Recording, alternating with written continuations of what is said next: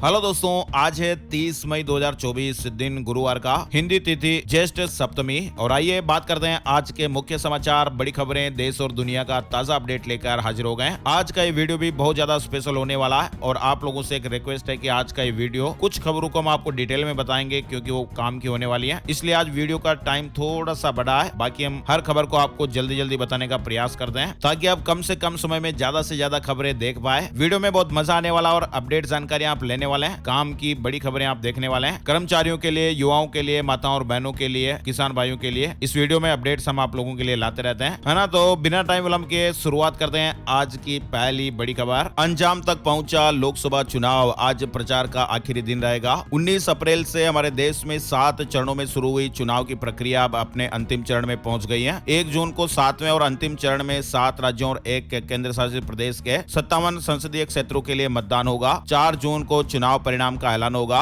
और उसके बाद ये तय हो जाएगा कि देश में फिर से मोदी सरकार बनती है या फिर इंडिया गठबंधन कमाल करने वाला है। 19 अप्रैल से हमारे देश में 7 चरणों में शुरू हुई चुनाव की प्रक्रिया अब अपने अंतिम चरण में पहुंच गई है ना। और रूस और यूक्रेन युद्ध तो आपको मालूम ही होगा। रूस ने एक बड़ी चेतावनी दी है, यूक्रेन का समर्थन करने वाले देशों को पुतिन ने यह चेतावनी दी है। रूस के राष्ट्रपति व्लादिमीर पुतिन ने बुधवार यानी 28 मई को यूक्रेन को हथियार देने वाले देशों को यह बड़ी चेतावनी दी है। व्लादिमीर पुतिन ने कहा कि यूक्रेन जिस देश से मिले हथियारों से रूस पर हमला करेगा उस देश को गंभीर परिणाम भुगतने होंगे। बड़ी खबर आ रही है, चुनावी नतीजों से ठीक पहले भारत को मिला तोहफा, अमेरिकी एजेंसी ने 14 साल बढ़ाई साख। जहां एक और भारत में पूरा माहौल चुनावमय है और 4 जून को रिजल्ट भी आने वाले हैं। दूसरी ओर भारत के लिए गुड न्यूज आई है, अमेरिकी एजेंसी ने देश को बड़ा तोहफा दे दिया है। S&P ग्लोबल रेटिंग ने भारत की साख में इजाफा किया है। खास बात तो यह है कि अमेरिकी एजेंसी ने देश की साख में 14 साल के बाद बड़ा इजाफा किया, जो कि भारत की इकोनॉमी को दुनिया में बेहतर तरीके से प्रमोट करने में मदद करेगा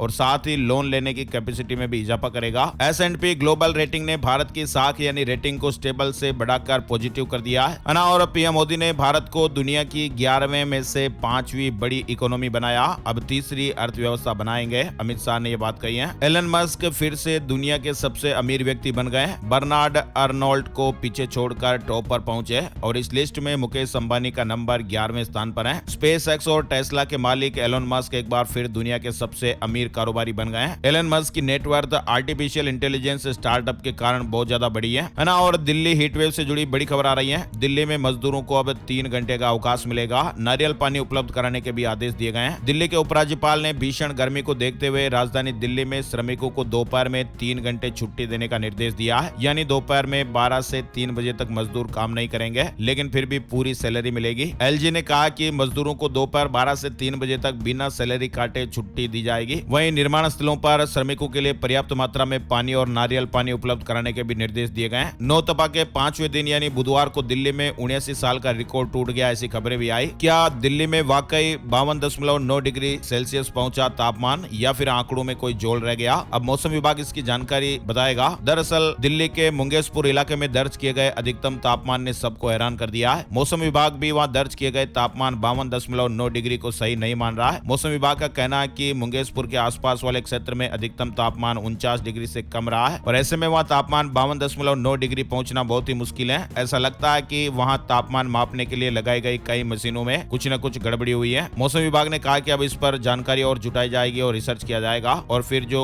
सही जानकारी है वो सामने लाई जाएगी। लेकिन इन सभी खबरों के बीच दिल्ली में पारा 52 पार होते ही दिल्ली में अचानक मौसम ने भी बदलाव किया। कई इलाकों में तूफान और बारिश जैसी स्थितियां बनी। राष्ट्रीय राजधानी दिल्ली में प्रचंड धूप और भीषण गर्मी के बीच इंद्रदेव प्रसन्न हुए हैं और लोगों को बड़ी राहत मिली है। दिल्ली में मौसम ने अचानक करवट बदली और आंधी बारिश से मौसम सुहाना हो गया। हिमाचल प्रदेश में भी गर्मी ने रिकॉर्ड तोड़े हैं। पहली बार ऊना और नेरी में 46 डिग्री पारा पहुंच गया। प्रदेश में बुधवार सबसे गर्म दिन रहा ना। और मौसम विभाग ने मानसून को लेकर भी ताजा अपडेट जारी किया है। भारत मौसम विभाग ने कहा कि केरल में अगले 24 घंटों के दौरान दक्षिण पश्चिम मानसून के आगमन के लिए परिस्थितियां अनुकूल बन रही है। और IMD ने अपने ताजा बुलेटिन में कहा कि दक्षिण पश्चिम मानसून पूर्वानुमान से एक दिन पहले यानी गुरुवार को केरल तट और पूर्वोत्तर के कुछ हिस्सों में दस्तक दे सकता है। मौसम वैज्ञानिकों ने कहा कि रविवार को आए पश्चिम बंगाल और बांग्लादेश से गुजरे चक्रवाती तूफान रेमल ने मानसून के प्रवाह को बंगाल की खाड़ी की ओर खींच लिया, जो पूर्वोत्तर में मानसून के जल्दी आने का एक बड़ा कारण हो सकता है। मौसम विभाग ने कहा कि अगले 5 दिनों तक बिहार, झारखंड, बंगाल के गंगे इलाके और उड़ीसा में आंधी और बरसात देखने को मिल सकती है और बिजली भी कड़क सकती है। इसके अलावा अरुणाचल प्रदेश, मेघालय, नागालैंड, मणिपुर समेत पूर्वोत्तर में भारी बरसात भी देखने को को मिलेगी। 30 से 40 किलोमीटर प्रति घंटे की रफ्तार से हवाएं भी देखने को मिल सकती हैं। इसके अलावा आईएमडी ने कहा कि पंजाब, हरियाणा, चंडीगढ़, दिल्ली, हिमाचल प्रदेश और जम्मू कश्मीर में भी इस दौरान बूंदाबांदी हो सकती है। मौसम विभाग ने कहा कि 30 मई के बाद अब मध्य भारत में भी मौसमी स्थितियां बदलने वाली हैं और लोग राहत महसूस कर सकते हैं। लू के जो बड़े बड़े थपेड़े चल रहे हैं, इनसे कुछ हद तक राहत मिल सकती है, क्योंकि अब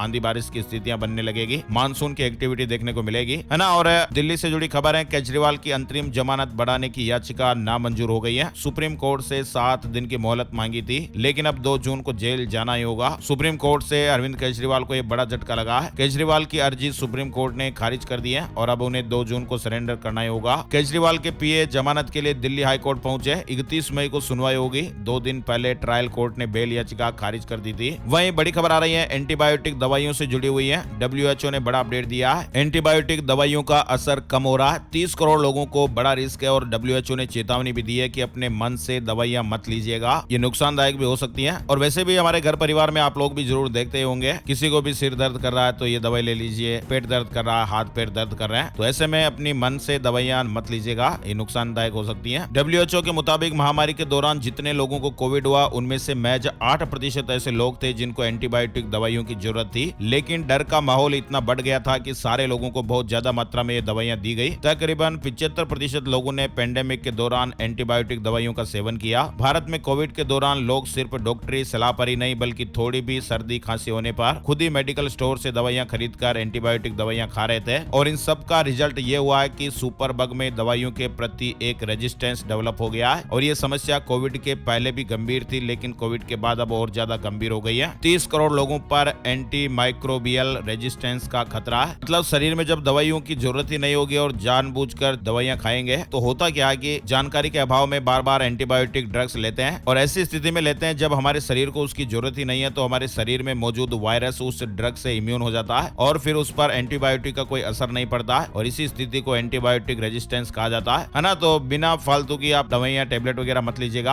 आगे बढ़ते हैं, बड़ी खबर आ रही है, हेल्थ इंश्योरेंस कैशलेस क्लेम 3 घंटे के अंदर क्लियर हो जाएगा। डिस्चार्ज में देरी पर बीमा कंपनी खर्च उठाएगी। हेल्थ इंश्योरेंस क्लेम के नियमों में बड़ा बदलाव किया गया है। मान लीजिए कि आप कुछ दिनों से हॉस्पिटल में हैं, डॉक्टर राउंड पर आते हैं और आपको डिस्चार्ज के लिए फिट घोषित करते हैं। अब आप घर जाने के लिए अपना बैग पैक करते हैं, तभी हॉस्पिटल का स्टाफ आपको कुछ और समय इंतजार करने के लिए कहता है। दोपहर से शाम हो जाती है, लेकिन हॉस्पिटल से छुट्टी नहीं मिल पाती, क्योंकि आपका हेल्थ इंश्योरेंस क्लेम अभी तक क्लियर नहीं हुआ है। स्टाफ ये कहता है कि जब तक इंश्योरर बिलों पर साइन नहीं करेगा, अस्पताल आपको छुट्टी नहीं देगा। स्टाफ कहता है कि अगर इसमें कुछ घंटे और लग जाते हैं तो आपको एक और रात हॉस्पिटल में गुजारनी पड़ेगी, और इससे आपका अस्पताल का बिल भी बढ़ जाएगा। ऐसे आए दिन कई लोगों के साथ होता है। लोग फिट तो हो जाते हैं, लेकिन डिस्चार्ज के लिए घंटों इंतजार करना पड़ता है। और इसी समस्या को देखते हुए जो IRDA है, insurance regulatory and development authority of India है, सरकार ने 29 मई को एक मास्टर सर्कुलर जारी किया, और IRDA ने कहा कि इंश्योरेंस करने वाली कंपनी को हॉस्पिटल से डिस्चार्ज रिक्वेस्ट मिलने के 3 घंटे के अंदर अंदर फाइनल ऑथराइजेशन देना होगा, और इसमें किसी भी स्थिति में पॉलिसी होल्डर को हॉस्पिटल से डिस्चार्ज के लिए इंतजार नहीं कराया जा सकेगा। और यदि पॉलिसी होल्डर को डिस्चार्ज करने में 3 घंटे से ज्यादा की देरी होती है और हॉस्पिटल एक्स्ट्रा चार्ज वगैरह लेता है, तो इंश्योरेंस करने वाली कंपनी की ये जिम्मेदारी होगी और वही चार्ज वहन करेगी, है ना। और आगे बढ़ते हैं, बड़ी खबर, भारत ने रुद्रम सेकंड मिसाइल का सफल परीक्षण कर लिया है। रेंज 350 किलोमीटर, हवा से जमीन पर दुश्मन के कमांड और कंट्रोल सेंटर को ये तबाह कर सकती है। DRDO की ये बड़ी कामयाबी देश के लिए। एंटी रेडिएशन मिसाइल रुद्रम 2 का सफल परीक्षण हो गया है। रक्षा मंत्री राजनाथ सिंह ने भी सफलता पर बधाई दी है ना। और भारतीय युवाओं में बढ़ रहे हैं ब्लड कैंसर के मामले। लासेंट रिपोर्ट में एक बड़ी जानकारी सामने आई है। मेडिकल जर्नल लासेंट में प्रकाशित एक स्टडी में कहा गया कि देश में ब्लड कैंसर युवाओं को अपनी चपेट में ले रहा है, और इसमें यह भी कहा गया कि हमारे यहाँ 30 से 40 साल के लोग भी इसके शिकार हो रहे हैं। और खास बात है कि इस बीमारी की चपेट में युवा अधिक आ रहे हैं। डॉक्टरों ने बताया कि क्रोनिक माइलॉइड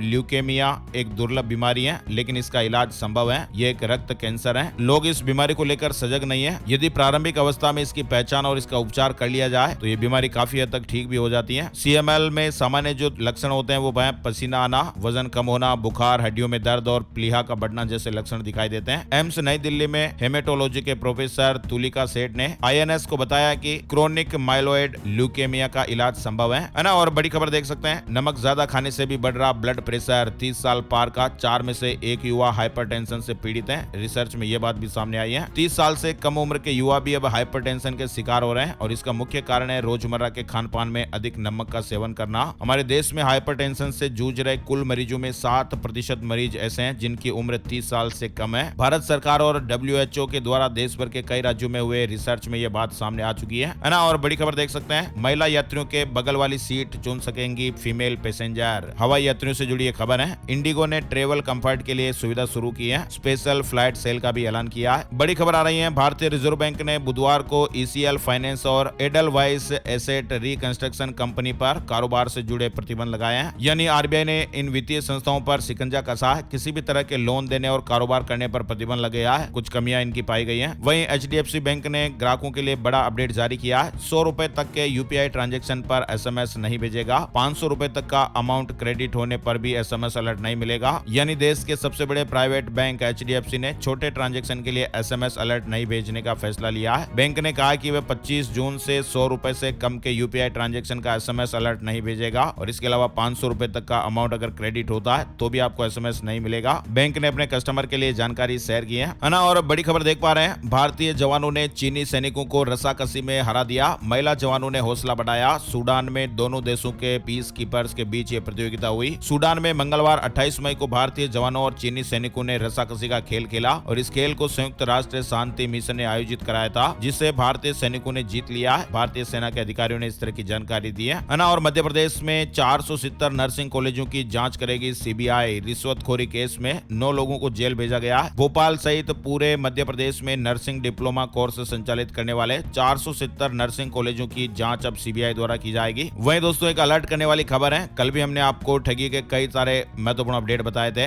आज एक और अपडेट आया कि मेडिकल कॉलेज की एक प्रोफेसर है जिनसे 58 लाख रुपए की ऑनलाइन ठगी हुई है। टेलीग्राम ऐप पर क्रिप्टो ट्रेडिंग के नाम पर इन्वेस्ट कराया गया। छत्तीसगढ़ राज्य से जुड़ी खबर थी ना। और CAA से जुड़ी खबर भी आई है। पश्चिम बंगाल में CAA के तहत नागरिकता देना शुरू। हरियाणा और उत्तराखंड में भी प्रमाण पत्र दिए गए। नागरिकता संशोधन कानून यानी CAA 11 मार्च को हमारे देश में लागू हो गया था। कानून को लेकर अधिसूचना भी जारी कर दी गई थी। फिलहाल केंद्र सरकार ने पश्चिम बंगाल में CAA के तहत नागरिकता देना शुरू किया। गृह मंत्रालय के मुताबिक नागरिकता संशोधन नियम 2024 के तहत नागरिकता प्रमाण पत्र देने की प्रक्रिया अब पश्चिम बंगाल राज्य में शुरू हो गई है। CAA के जरिए पाकिस्तान, बांग्लादेश और अफगानिस्तान से आए हुए हिंदू, सिख, जैन, बौद्ध, पारसी और ईसाई समुदायों से संबंधित अल्पसंख्यकों को भारतीय नागरिकता लेने में आसानी होगी। US वीजा डालेगा भारतीयों की जेब पर बोझ। H1B और L1 और EB5 वीजा की फीस बढ़ गई है। PF से जुड़ी महत्वपूर्ण बड़ी खबर आ रही है। कर्मचारी भविष्य निधि संगठन यानी EPFO ने 27 करोड़ से ज्यादा कर्मचारियों को राहत प्रदान की है। अभी कुछ दिन पहले ही EPFO ने ऑटो क्लेम सुविधा का दायरा भी बढ़ा दिया था। अब क्लेम सेटलमेंट को लेकर एक महत्वपूर्ण आदेश जारी किया गया है। मौजूदा समय में योग्य कर्मचारियों को अपना क्लेम सेटलमेंट कराने के लिए चेकबुक या बैंक पासबुक का फोटो अनिवार्य तौर पर अपलोड करना पड़ता है। लेकिन कर्मचारी भविष्य निधि संगठन द्वारा 28 मई को जारी आदेशों में कहा गया कि अन्य सभी नियम पूरे करने वाले मामलों में अब क्लेम सेटलमेंट कराने की प्रक्रिया के दौरान चेकबुक या फिर बैंक पासबुक का फोटो अनिवार्य तौर पर अपलोड करने से छूट प्रदान की गई है। और खास बात यह भी रहेगी कि क्लेम सेटलमेंट की प्रक्रिया के दौरान PF कार्यालय के बाबू को वेबसाइट के रंग से ही ये पता चल जाएगा कि इस केस में चेकबुक या बैंक पासबुक का फोटो अपलोड करना है या फिर नहीं। तो ये EPFO ने बड़ा अपडेट दिया है ना। और इसके अलावा गृह मंत्रालय में हुई बड़ी बैठक, VVIP लोगों की सुरक्षा से मुक्त हुई NSG। वहीं CRPF को बड़ी जिम्मेदारी मिली है। भीषण गर्मी के कारण बिहार में स्कूल बंद कर दिए गए। 30 मई से 8 जून तक स्कूलों को बंद किया जाएगा। दिल्ली के सभी नर्सिंग होम की जांच के आदेश दिए गए। LG ने लगाया केजरीवाल सरकार पर जिम्मेदारी से भागने का आरोप। मध्य प्रदेश में बड़ी सौगात, अब सभी कर्मचारियों को मिलेगी पेंशन। आचार संहिता खत्म होते ही आदेश जारी होंगे। मध्य प्रदेश में सरकारी कर्मचारियों से जुड़ी खबर आई है। प्रदेश में लाखों कर्मचारियों को पेंशन का लाभ मिलेगा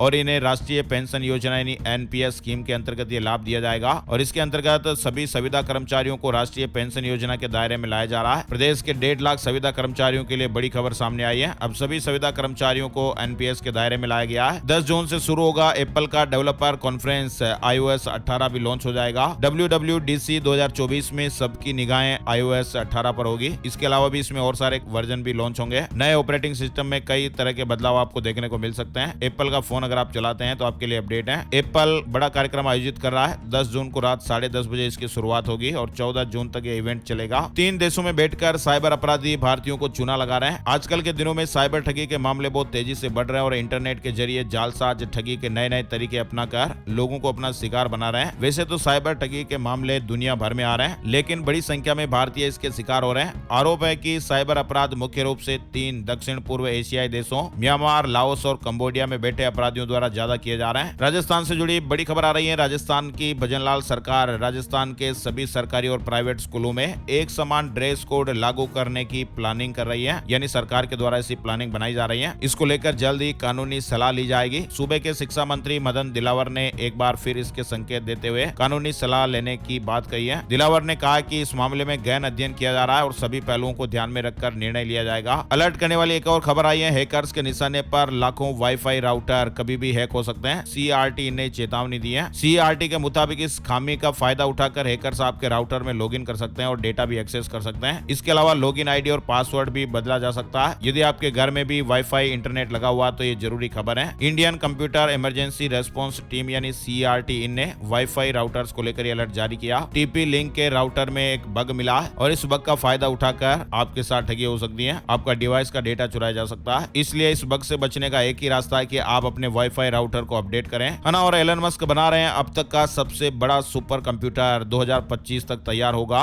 एलन मस्क खुद इसकी जिम्मेदारी ले रहे हैं। वहीं यूजीसी ने विश्वविद्यालयों को जातीय भेदभाव से निपटने को लेकर सतर्क किया। वेबसाइट पर शिकायतों के लिए पेज तैयार करने के भी निर्देश दिए गए हैं। बिहार से एक बड़ी खबर सामने आ रही है। पटना हाईकोर्ट ने राज्य के उच्चतर माध्यमिक विद्यालयों यानी सेकेंडरी स्कूलों में अतिथि शिक्षकों को बिहार लोक सेवा आयोग द्वारा प्रकाशित विज्ञापन के आलोक में शिक्षक भर्ती परीक्षाओं में वरीयता या वेटेज के लिए प्रतिवर्ष 5 अंक और अधिकतम 25 अंक प्रदान करने के मामले में राज्य सरकार को 1 महीने में निर्णय लेने का निर्देश दिया है। याचिकाओं पर सुनवाई करते हुए शिक्षक नियुक्ति के लिए बीपीएससी द्वारा जारी विज्ञापन पर रोक लगा दी गई है। 7 फरवरी 2024 को यह विज्ञापन निकला था, है ना। और देश भर की मॉडल्स ने रैंप पर दिखाया टैलेंट। इस सौंदर्य प्रतियोगिता में द क्राउन मिस इंडिया 2024 का खिताब अंबिका माथुर ने जीता, जबकि Meenakshi Saini miss India international बनी है। पंजाब के पोलिंग बूथ तंबाकू फ्री घोषित। पंजाब के सारे पोलिंग बूथों को तंबाकू रहित घोषित किया गया है। सभी पोलिंग बूथों पर सिगरेट, बीड़ी और तंबाकू सेवन की पाबंदी रहेगी। पेटीएम ने अडानी से डील की खबरों को गलत बताया और कहा कि हिस्सेदारी बेचने पर कोई बातचीत नहीं हुई है। पेटीएम के शेयरों में 5% की तेजी देखने को मिली है।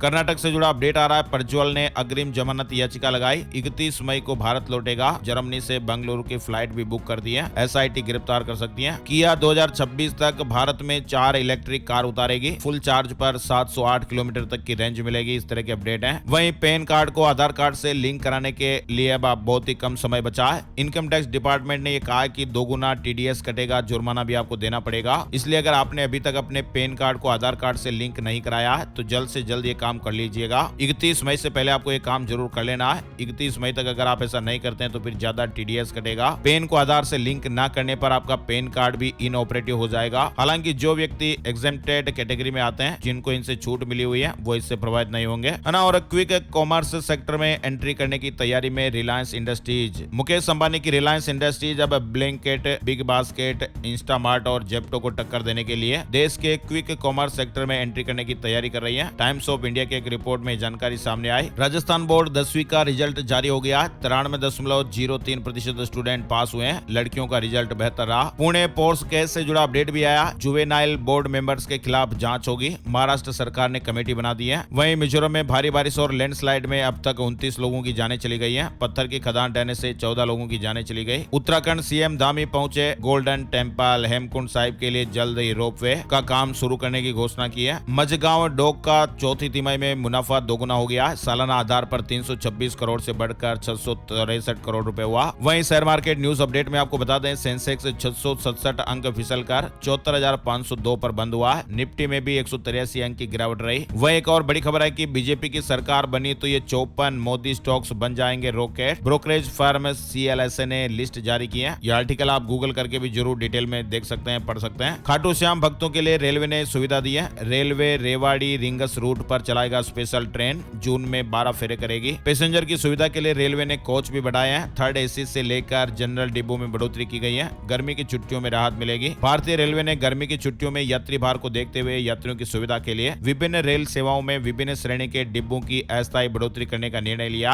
वहीं बड़ी खबर है, देश भर में 1 जून से लागू होंगे चालान के नए नियम। ऑन द स्पॉट भारी भरकम जुर्माने के साथ वाहन भी जब्त हो जाएगा। इन नए नियमों को 1 जून 2024 से देश भर में लागू किया जाएगा। नाबालिग के गाड़ी चलाने से लेकर तेज स्पीड में गाड़ी चलाने तक में भारी जुर्माना भरना पड़ेगा। नए नियमों में अगर कोई तेज स्पीड में वाहन चलाता तो अब 2000 रुपए का जुर्माना देना पड़ेगा। 18 साल से कम उम्र के लोगों के पास ड्राइविंग लाइसेंस नहीं है और ऐसे में अगर नाबालिग वाहन चलाते पकड़े गए तो 25,000 रुपए जुर्माना भरना पड़ेगा। इसके अलावा वाहन का जो मालिक है उसका ड्राइविंग लाइसेंस भी रद्द हो सकता है और नाबालिग को 25 साल की उम्र तक लाइसेंस नहीं दिया जाएगा, इसलिए माता पिता भी ध्यान दीजिएगा। 1 जून से देश भर में नए नियम लागू हो रहे हैं। इसके अलावा आधार कार्ड और पैन कार्ड को आपको लिंक करना ही है। एलपीजी गैस सिलेंडर से जुड़े अपडेट भी हम आपको नए वीडियो में बताएंगे, यानी 1 जून 2024 से नए नियम लागू होने जा रहे हैं। इसका सेपरेट वीडियो आपको जल्दी मिलने वाला है ना। और 1 जून से आप गैस सिलेंडर को लेकर भी सावधान रहिएगा। फटाफट आपको ई केवाईसी करवा लेनी है। ई केवाईसी नहीं करवाने वालों को गैस सिलेंडर लेने में दिक्कतें आ सकती हैं, सब्सिडी भी नहीं मिलेगी, ऐसा भी आपको नुकसान हो सकता है। उत्तराखंड से जुड़ी खबर आ रही है। रोडवेज बसों में सफर करना अब महंगा होने वाला है। जून से ही यात्रियों को रोडवेज बसों में सफर के लिए अब ज्यादा पैसे चुकाने पड़ेंगे। रोडवेज बसों में किराया बढ़ाने को लेकर तैयारी लगभग पूरी हो चुकी है। एसबीआई ने क्लर्क मेंस परीक्षा के लिए एडमिशन कार्ड जारी कर दिए हैं। हिमाचल पॉलिटेक्निक प्रवेश परीक्षा का परिणाम भी जारी हो गया है। मध्य प्रदेश से उज्जैन से जुड़ी बड़ी खबर है। उज्जैन में बदली जाएंगी महाकाल लोक की मूर्तियां।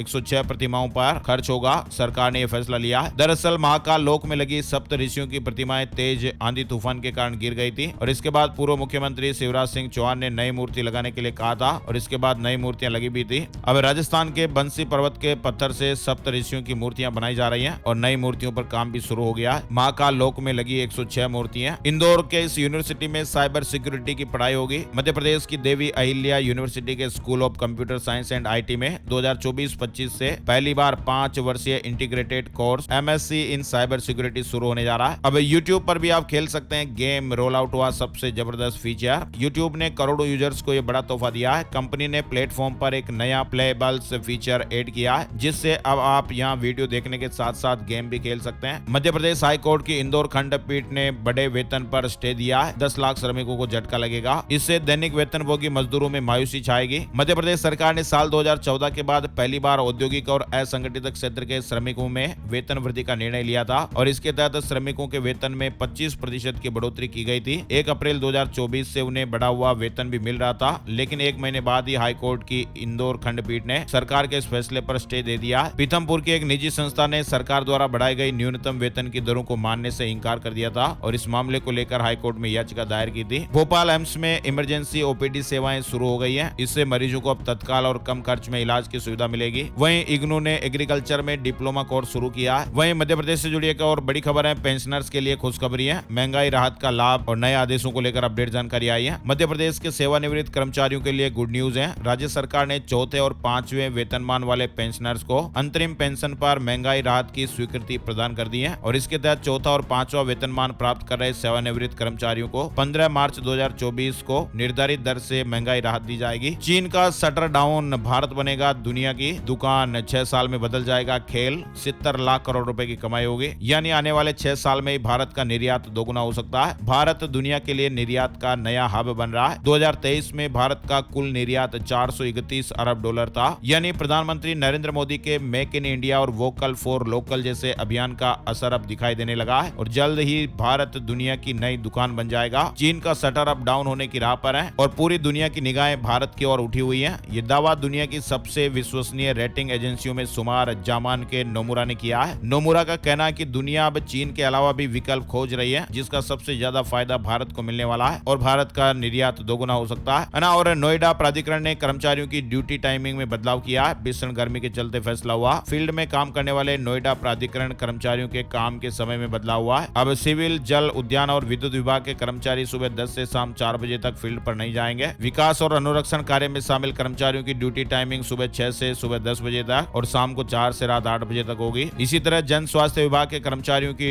ड्यूटी सुबह 6 से दोपहर 12 बजे तक। ये टाइमिंग तब तक रहेगी जब तक मौसम और तापमान में बदलाव नहीं होता है और अगला आदेश नहीं आता है ना। और हरियाणा से जुड़ी बड़ी खबर आ रही है। हरियाणा सरकार ने शहरी क्षेत्रों में चौथी मंजिल पर निर्माण को लेकर चल रहे विवाद में बड़ा फैसला लेते हुए ये बिल्कुल क्लियर कर दिया है, साफ कर दिया कि चौथी मंजिल बनाने वाले बिल्डरों और भवन मालिकों को अवैध निर्माण गिराना पड़ेगा। इमारतों को पहले वाली मूल स्थिति में लाना होगा और ये नहीं, सरकार ने चौथी मंजिल पर बने निर्माणों को लेकर किसी भी प्रकार की खरीद फरोख्त पर भी रोक लगा दी है। नगर और आयोजना विभाग के महानिदेशक ने इस संबंध में आदेश भी जारी कर दिया है। हरियाणा सरकार ने शहरी क्षेत्रों में स्टील्ट प्लस 4 मंजिला बिल्डिंगों के निर्माण को लेकर ये बड़ा फैसला लिया है ना। और सरकार ने गोल्ड, सिल्वर, ज्वेलरी एक्सपोर्ट को लेकर भी सर्कुलर जारी किया है। नए वेस्टेज मानदंडों पर 31 जुलाई तक रोक लगा दी गई है। ये रोक सोने चांदी की कीमतों के साथ प्लेटिनम पर भी लागू है। सरकार ने नई अधिसूचना में जानकारी दी है कि सोने चांदी के आभूषणों के निर्यात पर लगने वाले वेस्टेज मानदंडों को 31 जुलाई 2024 तक रोक दिया गया। गया है। निजी संस्थानों को दिव्यांगों को देना होगा आरक्षण का लाभ, दिल्ली हाई कोर्ट ने ये बड़ी टिप्पणी की है। दिल्ली हाई कोर्ट ने आईपीयू द्वारा पीड़ित 22 वर्षीय छात्र के प्रवेश को रद्द करने के मामले में छात्र के पक्ष में ये फैसला सुनाते हुए टिप्पणी की है। कोर्ट ने कहा कि सभी निजी संस्थान दिव्यांग व्यक्तियों के अधिकार अधिनियम 2016 के दायरे में आते हैं और कोर्ट ने यूनिवर्सिटी के इस तर्क को खारिज कर दिया कि दिव्यांगता अधिनियम सरकारी संस्थानों और सरकार द्वारा सहायता प्राप्त संस्थानों तक ही सीमित है। लेकिन अब कोर्ट ने कह दिया कि सभी निजी संस्थान दिव्यांग व्यक्तियों के अधिकार अधिनियम 2016 के दायरे में आएंगे और निजी संस्थानों को भी दिव्यांगों को आरक्षण का लाभ देना होगा, है ना। और अब चलते चलते बात कर लेते हैं gold price today, silver price today, सोने चांदी के भाव। सोना और चांदी आजकल गजब कर रहा है, ऑल टाइम हाई पर पहुंच गई है। चांदी